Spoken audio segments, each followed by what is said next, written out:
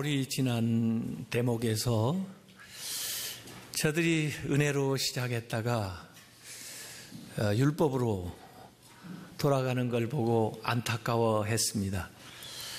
바울이 연약한 중에 그 사랑으로 그렇게 잘 맞이했던 사랑스러운 교인들이었는데 그 거짓 교사들의 꼬임에 빠져서 바울의 사도권에 대해서 의문을 제기할 정도로 그렇게 변해버린 저들을 안타까워하면서 다시 그들을 위해서 해산하는 수고를 하겠다고 얘기했던 대목이 바로 앞에 나오는 말씀입니다. 그리고 바울이 이 갈라디아 교인들에게 이제 질문으로 시작을 합니다. 4장 21절에 내게 말하라. 율법 아래에 있고자 하는 자들아, 율법을 듣지 못하였는가? 하고 질문하는 겁니다. 정말 너희들이 율법 아래 살고 싶단 말인가? 정말 너희들이 율법을 제대로 알고 하는 말인가? 바울은 누구보다도 율법에 대해서 잘 알고 있었던 사람이고 누구보다도 율법을 지키려고 했던 율법주의자였더랬습니다. 그것 때문에 사람들을, 예수 그리스도를 믿는 사람들을 잡아 죽이기 위해서 열심을 냈던 장본인이에요. 그 바울이 이제 새삼스럽게 율법을 지키겠다고, 율법이 최고라고 얘기하는 자들에게 너희들이 정말 율법이 뭘 말하는지 알고나 하는 말인가? 과연 너희들이 율법 아래 산다는 것이 무슨 뜻인지나 알고 하는 말인가? 여기 질문하면서 3단계에 걸쳐서 이것을 정리해서 설명하는 대목이 오늘 읽은 말씀입니다. 그래서 제일 먼저 첫 번째 대목은 역사적인 사실을 가지고 설명을 하고 있어요. 그게 22절, 23절입니다. 그리고 그 역사적인 사실이 의미하는 그 영적인 진리, 그 풍요적인 그 사실들을, 이야기를 24절부터 27절까지 얘기를 하고 있어요. 그리고는 그것이 개인들에게 어떤 의미를 띠고 있는지 개인에게 적용하는 이야기를 28절부터 31절까지 이렇게 서술하고 있습니다. 우선 역사적 사실을 얘기합니다. 아브라함의 가정사를 통해서 설명을 하는데 아브라함에게 두 아들이 있었다는 거 잘 알고 있죠. 그 얘기를 가지고 아브라함의 나이대를 따라가면서 설명을 해요. 아브라함이 우선 75세에 하나님의 부름을 받습니다. 75세까지 어떻게 살았는지 자세한 기록이 없어요. 그런데 75세에 하나님의 부름을 받고부터 제2의 인생을 시작하는데 그 제2의 인생이 정말 영광스러운 삶이에요. 다른 사람들은 다 은퇴할 나이고 모든 것을 정리할 나이인데 아브라함은 75세에 부름을 받아가지고 하나님이 약속하신 땅 가나안에 들어가게 되는데 창세기 12장에 내가 한 민족을 이룬다. 그리고 내가 복의 통로가 돼서 열방이 너와 내 자손을 통해서 복을 받게 된다 하는 약속을 하나님께서 해주셔요. 왜냐하면 지금까지 아브라함은 자식이 없었는데 75세가 넘은 이제 아브라함 통해서 한 민족을 이루고 그리고 그 민족을 통해서 모든 열방이 복을 받게 된다는 이런 약속을 하시는 거예요. 그래서 그 약속을 따라서 가나안 땅에 들어가서 이제 10년이 지나는데 85세가 되도록 아직도 약속하신 자녀가 태어나질 않아요. 그래서 아브라함이나 사라나 조급한 마음에 인간적인 생각으로 사라의 여종이었던 하갈, 애굽에서 온 여자인데 그 여자를 첩으로 맞이해가지고 그 여자를 통해서 아이를 갖게 돼요. 그게 85세 때이고 그 하갈이 임신해서 이스마엘이 출생한 것이 86세입니다. 그게 창세기 16장에 나와 있는 기사예요. 하나님이 시킨 방법이 아니기 때문에 아마 이 일 후에 하나님과 관계가 소원해졌던 것 같아요. 그래서 하나님의 말씀이 들리지 않는 13년간의 침묵 기간이 그 가운데 있습니다. 하나님 말씀이 들리지 않아요. 아마 아브라함도 상당히 어려운 시간을 보냈을 거예요. 뭘 나무래 씌려면 나무래기라도 해야 좀 한번 혼나고 나서라도 그 시원할 텐데 아무 말씀도 안 하시고 13년이 지나요. 그러고 나서 창세기 17장 아브라함이 99세 때에 하나님의 말씀이 들립니다. 근데 하나님께서 말씀하실 때 나는 전능자 하나님이라 하고 말씀하세요. 아마 그 간단한 말씀 속에는 여러 가지가 함축되어 있는 것 같아요. 너 기다리라고 했더니 내가 약속했는데 그것도 믿지 못하고 기다리지를 못하고 인간적인 방법으로 그렇게 해버렸어? 그래서 좋더냐? 그러면서 하나님께서 나는 전능자 하나님이다. 지금이라도 얼마든지 나는 할 수 있다는 거죠. 그리고는 하나님께서 너에게 약속한 자손은 이제 태어날 이삭을 통해서 되어지는 것이다. 그렇게 가지고 다시 이전에 약속했던 것들을 상기시켜 주셔요. 그 말씀이 있은 후 1년 후에 아브라함이 100세가 되었을 때 그 약속대로 태어난 사람이 이삭입니다. 이 한 가정의 가정사는 영적인 진리를 내포하고 있는 이야기예요. 그래서 여기 24절에 이것은 비유니 이 여자들은 두 언약이라 그랬습니다. 이 비유라고 번역하기보다는 사실은 이것은 풍자니 이렇게 비유해야 말해야 더 옳아요. 이건 알레고리니 이렇게 번역을 해야 더 맞아요. 네. 영적인 진리를 설명하기 위한 이야기를 내포하고 있다는 거죠. 뭐 이런 얘기 했다고 장자와 차자를 차별하거나 또는 무슨 그 당시의 문화 속에서 되어진 일인데 무슨 정실의 자식이냐 첩의 자식이냐 이걸 차별하자는 얘기가 아니고 거기에 내포되어 있는 영적인 진리를 보자 그런 말입니다. 왜냐하면 잘 아는 얘기 가지고 설명해 알아들을 것 같으니까 아브라함 얘기를 하는 거예요. 두 언약인데 이 어머니는 시내산을 통해서 온 율법, 그건 하갈이라는 거예요. 그리고 예루살렘을 통해서 온 것은 이삭, 사라라는 거예요.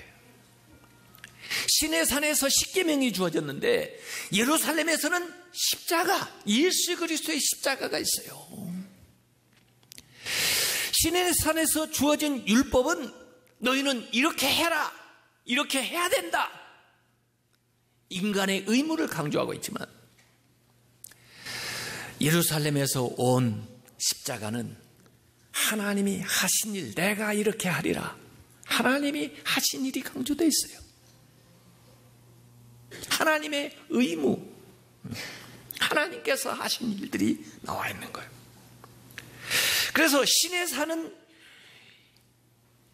이 이스마엘처럼 육신적인 출생이고 이 예루살렘은 영적인 출생을 얘기하는 거예요.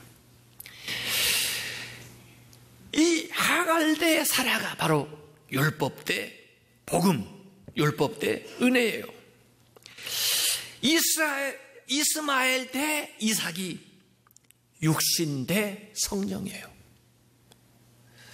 육신에 속한 사람이 되겠느냐, 성령에 속한 사람이 되겠느냐, 이런 거예요. 이 이스마엘하고 이스라엘하고 좀 다릅니다. 그렇죠? 좀 비슷하긴 하죠? 이스마엘 짝퉁입니다.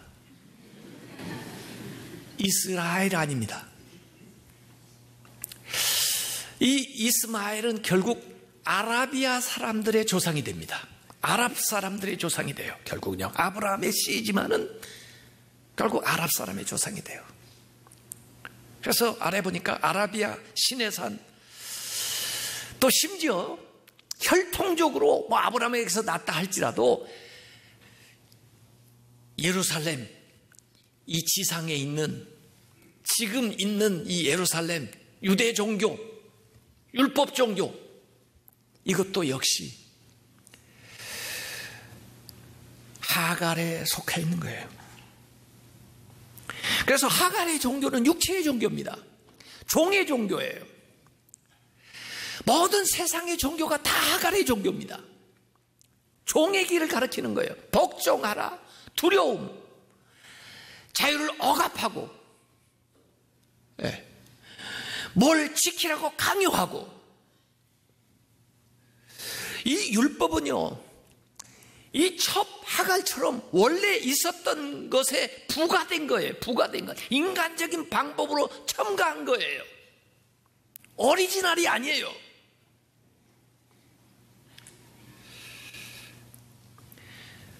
이게 아브라함과 하갈을 통해서 되어진 일이에요.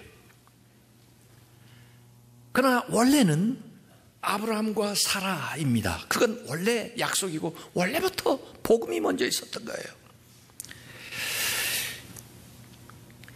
아브라함과 하갈의 관계는 상식적인 것 같지만, 생물학적으로 가능한 자연적인 방법인 것 같지만, 이것은 인간의 의심 때문에, 인간의 조급함 때문에 인간적인 방법으로 되어진 것이고, 아브라함과 사라의 관계는 하나님의 약속을 따라 세상적으로 보면 비상식적인 것 같은데, 생물학적으로 불가능한 것 같은데 초자연적인 방법으로, 기다림의 산물로 하나님의 능력과 하나님의 방법으로 되어지는 거예요. 그 이삭은 기쁨입니다. 감사합니다. 평안입니다. 축복입니다. 자유입니다. 기독교는 이삭의 종교예요. 하나님이 하시는 거예요. 은혜, 말씀, 복음, 약속, 그 안에 자유가 있어요. 그 안에 기쁨이 있어요. 그 안에 행복이 있어요. 소망하면서 살아가는 겁니다. 이걸 이 바울이 개인적으로 이제 적용을 하고 있습니다. 28절부터 31절까지 나오게 되는 거죠. 28절에 형제들아, 너희는 이삭과 같이 약속의 자녀라, 이렇게 깨워주는 거예요.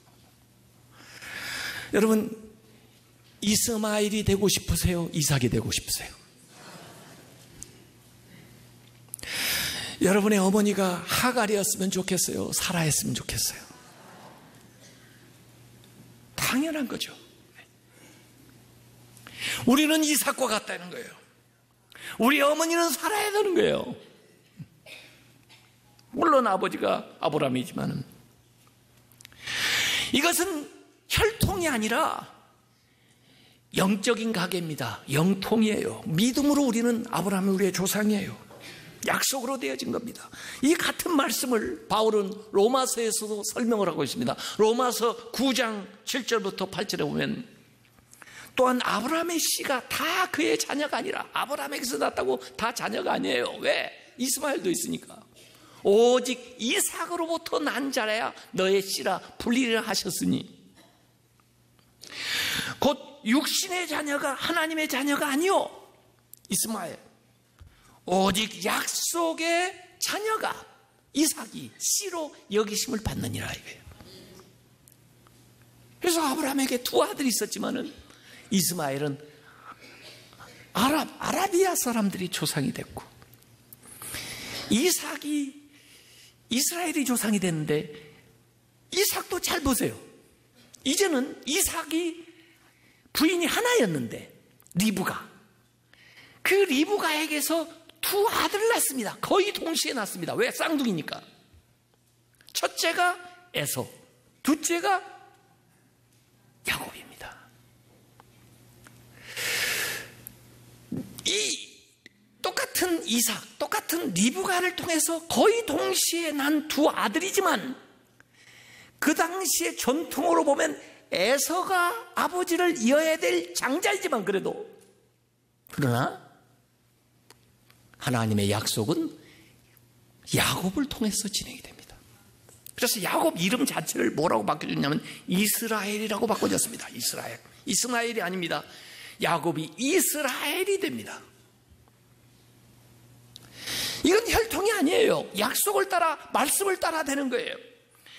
그래서 로마서 9장 12절 13절에 보니까 리브가에게 이르시되 큰 자가 에서가 어린 자 야곱을 섬기려 하셨나니 기록된 바 내가 야곱은 사랑하고 에서는 미워했다 하신 것 같으니라. 이 사랑 미움 이렇게 해서 헷갈리지만은 쉽게 말하면 야곱을 선택했다는 거예요. 야곱에게 약속을 주셨다는 거 하나님이요. 그래서 하나님으로 말미암아 되는 거예요. 에서는 결국 어떻게 됐냐? 에돔족 속의 조상이 됩니다. 에돔. 로마서 9장 16절에 그런즉 원하는 자로 말미암다니 얼마나 원했습니까? 에서가 원하는 자로 말미암도 아니요 다른 박질하는 자로 말미암다니 얼마나 노력을 하고 수고를 했겠습니까? 인간의 노력으로 안 되는 거예요. 오직 긍휼히 여기시는 하나님으로 말미암이야 하나님의 은혜면 됩니다. 찬송가 544장에 그래서 울어도 못하네, 힘써도 못하네, 참아도 못하네. 안 돼요. 인간적으로 믿으면 되겠네. 주 예수만 믿어서 그 은혜를 힘입고 오직 주께 나가면 영원 삶을 얻네. 혈통이 아니라 약속을 따라 됩니다. 우리가 약속 받은 걸 믿으시기 바랍니다. 약속으로 아브라함의 후손이 되는 거예요. 영적으로 은혜를 따라 됩니다. 믿음으로 따라 됩니다. 이것은 자연적인 것이 아니고 초자연적인 역사입니다. 인간이 하는 게 아니고 하나님의 하시는 일입니다. 더 분명하게 갈라디아서 4장 29절 이렇게 얘기해놨습니다. 그러나 그때 육체를 따라 난 자 누구죠? 이스마엘. 육체를 따라 난 자가 성령을 따라 난 자 누구죠? 이삭을 박해한 것 같이 이제도 그라도다. 육체를 따라 나고 성령을 따라 나고 이렇게 얘기했죠. 네. 육체를 따라 난 이 이스마엘이 성령을 따라 난 이삭을 박해한 것 같이 지금도 그렇다 그 말입니다. 그 당시에 이삭은 어리고 이스마엘은 14살이나 많으니까 힘이 세고 잘 지냈으면 좋았는데 자꾸 괴롭혔나 봐요. 힘들게 했나 봐요. 이삭은 핍박을 받았다는 거예요. 그래서 창세기 21장 9절에 보면 사라가 보니까 아브라함의 아들 애굽 여인 하갈의 아들이 아브라함의 아들이 아닌 건 아니에요. 근데 하갈의 아들 이삭을 놀리는지라 열불 나는 거죠. 그래가지고 가서 볼 때도 그런데 안 볼 때 얼마나 또 그랬겠어요. 얼마나 불안했겠어요. 예수님이 십자가를 지셨어요. 그건 고난이에요. 예수님이 부활하셨어요. 그건 영광이에요. 우리도 자기의 십자가를 집니다. 큰 십자가, 대속의 십자가는 예수님이 지셨지만 우리가 하나님의 약속의 자녀이기 때문에 이 세상에 살면서 고난을 받습니다. 그것은 영광에 대한 보증이에요. 여기 로마서 8장 18절에 생각하건대 현재의 고난은 장차 우리에게 나타날 영광과 비교할 수 없도다. 고난과 영광이 있는데 고난은 잠깐이고 영광은 영원합니다. 고난은 미미하고 영광은 위대합니다. 두 가지가 다 있어요, 우리에게. 저는 이 말씀을 가만히 읽으면서 다시 한번 묵상을 해봤어요. 육으로 난 자, 성령으로 난 자가, 물론 이게 이스마엘과 이삭이지만 이 두 가지가 내 안에 다 있어요. 나는 육으로 먼저 났습니다. 내 옛사람. 그러고 나서 성령으로 거듭났습니다. 그래서 내 안에서 두 개의 법이 있어요. 두 마음이 있는 것 같아요. 그래서 이 세상에 사는 동안 갈등을 겪습니다. 근데 괴로워요. 왜? 육신의 생각이 자꾸 성령의 생각을 소멸하기 때문에. 우리가 받는 고난은 물론 예수 믿는다고 다른 사람에게 받는 고난일 수도 있으나 내가 겪는 고난은 내 안에 육신이 아직도 남아서 나를 괴롭히는 거예요. 육신이 먼저 있을 때는, 육신으로 살 때는 아무 문제가 없었어요. 이삭이 태어나기 전에는 자기 세상이었어요. 자기가 모든 걸 가질 것처럼 여겼어요. 그런데 어느 날 이삭이 태어났어요. 이 사람이 거듭났어요. 이 사람이 성령을 통해서 났어요. 그때부터 내 육신 안에 이 이스마엘이 그 이삭과 다투기 시작하는 거예요. 그래서 내가 괴로운 거예요. 그래서 내가 고초를 겪는 거예요. 그래서 바울은 오라, 난 공고한 사람이다. 누가 이 사망의 몸에서 나를 건져주겠나 그런 거예요. 우리 안에 육신으로 난 사람과 성령으로 난 사람이 동시에 있습니다. 거듭난 사람은 다 그렇습니다. 그들에게 고난이 있습니다. 그들에게 역시 영광이 있습니다. 유업이 약속이 되어 있는 거예요.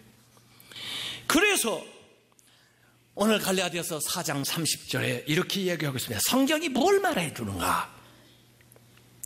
여종과 그 아들을 내쫓으라. 여종과 그 아들을 내쫓으라. 여종의 아들이 자유 있는 여자의 아들과 더불어 유업을 얻지 못하리라 하였느니라. 하나님의 말씀입니다. 너무한 것 같지 않아요? 그러지만 이 결단이 없이는 안 됩니다. 에스라서를 읽어보세요. 에스라 개혁자인데 하나님 말씀을 읽어보니까 기도하니까 회개가 돼요. 자신이 통곡을 하면서 에스라가 기도를 하는데 하나님이 가르쳐줘야 자기들의 죄가 뭔지를. 지금 귀환을 해가지고 2차 귀환 인도한 사람이 에스라거든요. 통곡하면서 회개 기도하니까 사람들이 와서 에스라가 말씀의 사람인 줄 아니까 왜 그렇게 혼자 통곡하면서 기도를 하십니까? 우리한테 우리가 어떻게 해야 될지를 가르쳐 주셔. 뭐든지 하겠습니다. 그때 에스라가 얘기합니다. 내가 기도하면서 하나님 말씀 가운데 깨달은 바인데 우리가 왜 이렇게 문제가 많냐? 하나님의 사람들이 이방 여인들과 결혼하면서, 심지어 제사장이라는 사람들이 이방 여인과 결혼하면서 여기 자녀들을 낳고, 그래서 세상적이고, 그리고 우상을 따라가고 믿음의 순수성을 잃어버렸다. 내가 이렇게 눈물로 기도하는 이유는 이걸 척결하는데 이게 쉬운 일이냐? 어떻게 해야 되는데요?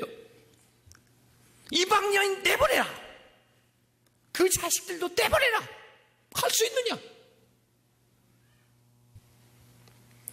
하겠다고 그랬습니다. 그 했던 사람들의 명단이 에스라서 10장에 나와요. 114명 결단했습니다. 이 이야기는 무슨 다문화 사회에 우리가 살면서 다른 민족 사람들하고 결혼하지 마 그런 얘기가 아닙니다. 그렇게 태어난 자녀들을 멸시하는 얘기 아닙니다. 또 뭐 풍습이 다른데 전처소생이냐 첩외소생이냐 그걸 따지자는 게 아니에요. 이 영적인 얘기입니다. 영적으로 혼탁게 하는 이런 우상과 이단과 이 율법과 이 세상적인 것들을 끊지 않으면, 내보내지 않으면 안 된다는 거예요. 그러지 않고는 그 유업을, 그 약속을 받을 수가 없다는 거예요. 그 결단을 해야 된다는 거예요. 오늘 이 하나님 말씀 앞에 여러분이 약속의 자녀라면 그 영광과 유업을 얻기 위해서 고난도 감내해야 되는 겁니다. 육체 안에 잘못된 것들을 끊어내야 돼요. 내쫓으라. 그래서 하나님의 자녀된 것을 감사하게 여기고 하나님의 말씀으로 약속으로 은혜로 된 것이기 때문에, 성령으로 된 것이기 때문에 믿음으로 하나님 앞에 담대히 나아가시길 주님의 이름으로 축원합니다.